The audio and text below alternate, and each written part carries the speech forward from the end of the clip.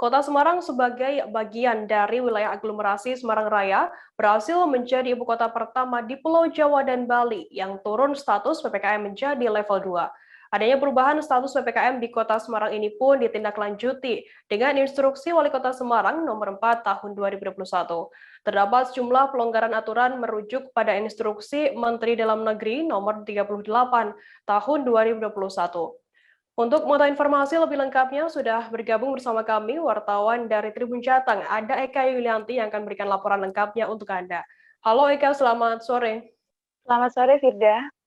Eka, bisa Anda jelaskan apa saja pelonggaran yang diberlakukan di Kota Semarang sendiri selama PPKM level 2 ini? Iya, pada PPKM level 2 ini di Kota Semarang seluruh aktivitas usaha atau aktivitas masyarakat ini sudah boleh beroperasi.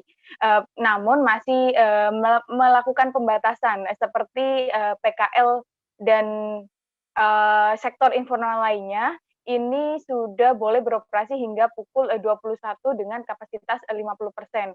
Dan mayoritas tempat usaha memang sudah dilonggarkan lebih kepada penambahan kapasitas dan juga penambahan jam operasional. Seperti juga di pusat perbelanjaan yang semula hanya beroperasi hingga pukul 20.00 saat ini boleh beroperasi hingga pukul 21.00 dengan kapasitas 50%.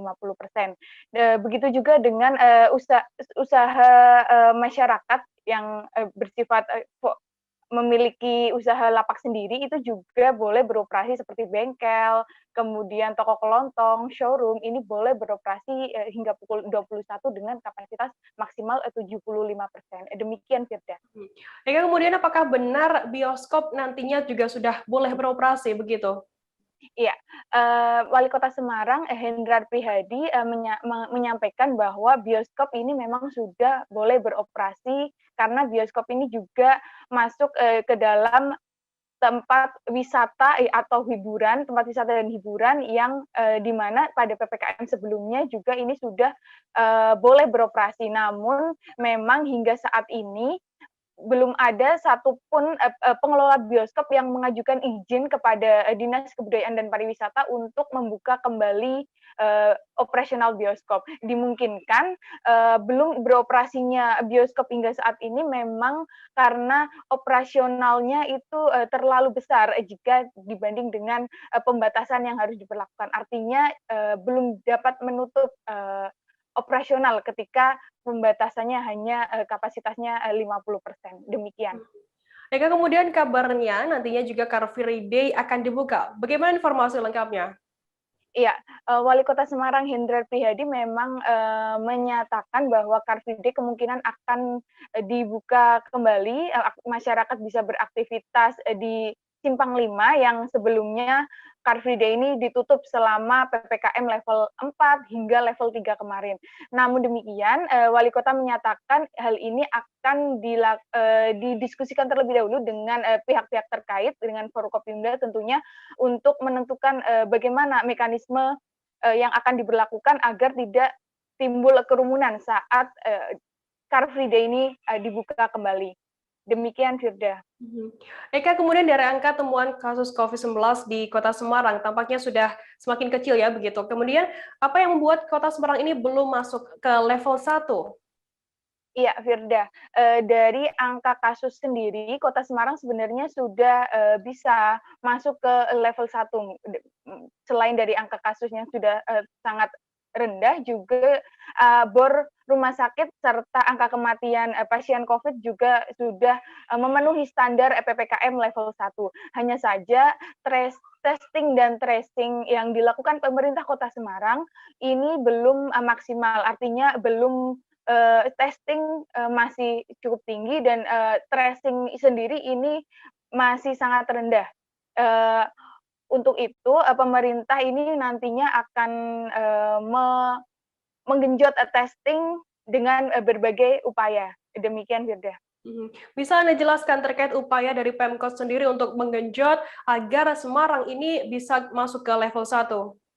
Iya, pemerintah Kota Semarang sendiri akan mengalokasikan anggaran untuk tentunya menambah jumlah tracer sendiri dan juga logistik yang ada seperti tes swab ataupun swab antigen maupun swab PCR.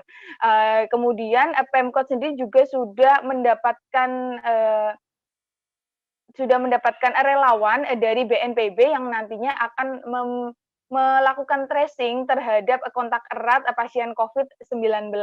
Wali kota juga ingin lebih menyadarkan kepada masyarakat mengenai kejujuran yang seharusnya diungkapkan oleh masyarakat, karena selama ini tidak semua masyarakat yang terkonfirmasi positif ini melaporkan kepada pemerintah, sehingga pemerintah pun masih merasa kesulitan untuk melakukan tracing atau penelusuran terhadap kontak erat tersebut.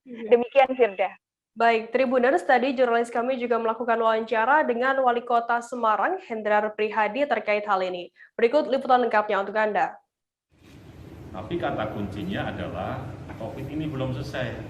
Pandemi COVID ini masih tetap berjalan.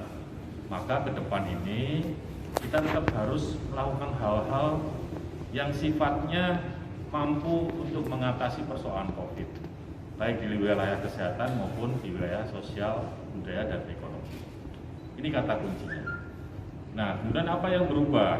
Yang berubah lebih pada kuantitas masyarakat yang datang maupun tambahan periode atau jam. Misalnya kegiatan PKL, toko kelontong dan seterusnya yang tadinya jam 8 malam harus tutup, sekarang rata-rata menjadi dengan level 2 menjadi jam 9 malam. Tadinya kapasitasnya 50%, misalnya di supermarket, misalnya di tempat ibadah, di mall, sekarang sudah bisa mencapai 75%. Nah, yang lain-lainnya nanti kita bisa berdiskusi, tanya jawab mengenai hal yang lebih teknis. Tapi inti dari ini semuanya adalah ada catatan mengenai turunnya Semarang dari level 3 ke 2. Yang menarik adalah dari positif rate-nya, dari pertumbuhan penderitanya, dari kemudian bor rumah sakitnya, dari kemudian yang meninggal di kota Semarang,